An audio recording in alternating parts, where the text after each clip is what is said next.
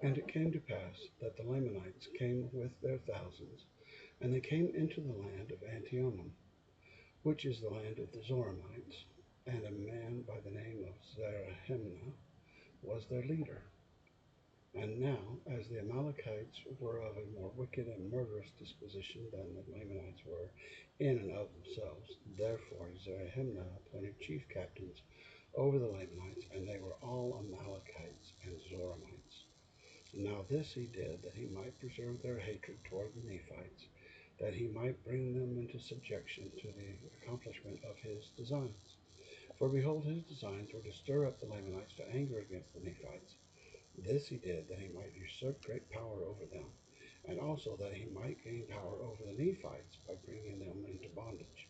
Now the designs of the Nephites was to support their lands, and their houses, and their wives, and their children, that they might preserve them from the hands of their enemies, and also that they might preserve their rights and their privileges, yea, and also their liberty, that they might worship God according to their desires.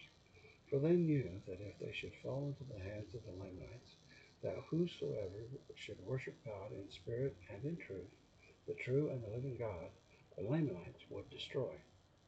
Yea, and they also knew the extreme hatred of the Lamanites toward their brethren, who were the people of Anti-Nephi-Lehi, who were called the people of Ammon. And they would not take up arms, yea, and they had entered into a covenant, and they would not break it. Therefore, if they should fall into the hands of the Lamanites, they would be destroyed. Now,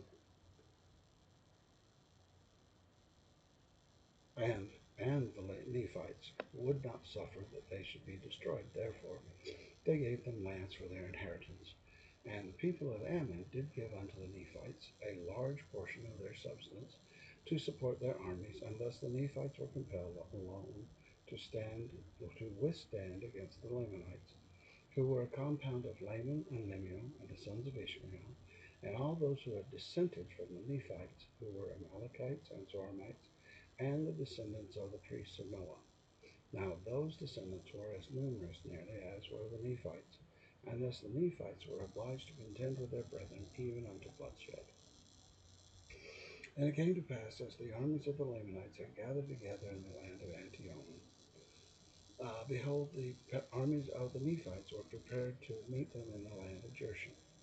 Now the leader of the Nephites, or the man who had been appointed to be chief captain over the Nephites, now the chief captain took command of all the armies of the Nephites, and his name was Moroni.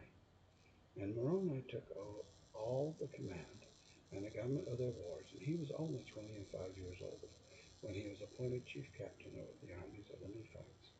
And it came to pass that he met the Lamanites in the borders of Jershon, and his people were armed with swords and with scimitars and all manner of weapons of war.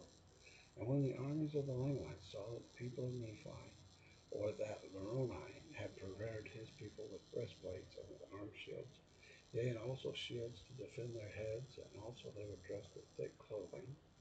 Now the army of Zarahemnah was not prepared with any such thing. They had only their swords and their scimitars, their bows and their arrows, their stones and their slings, and they were naked, save it were a skin which was girded about their loins.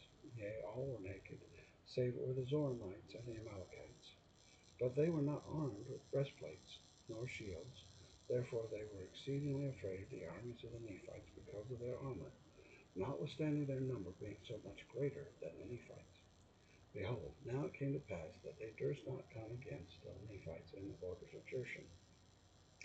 Therefore they departed out of the land of Antiomon into the wilderness, and took their journey round about in the wilderness, away by the head of the river Sidon, that they might come into the land of Manti, and take possession of the land. For they did suppose that the armies of Moroni would know whither they had gone.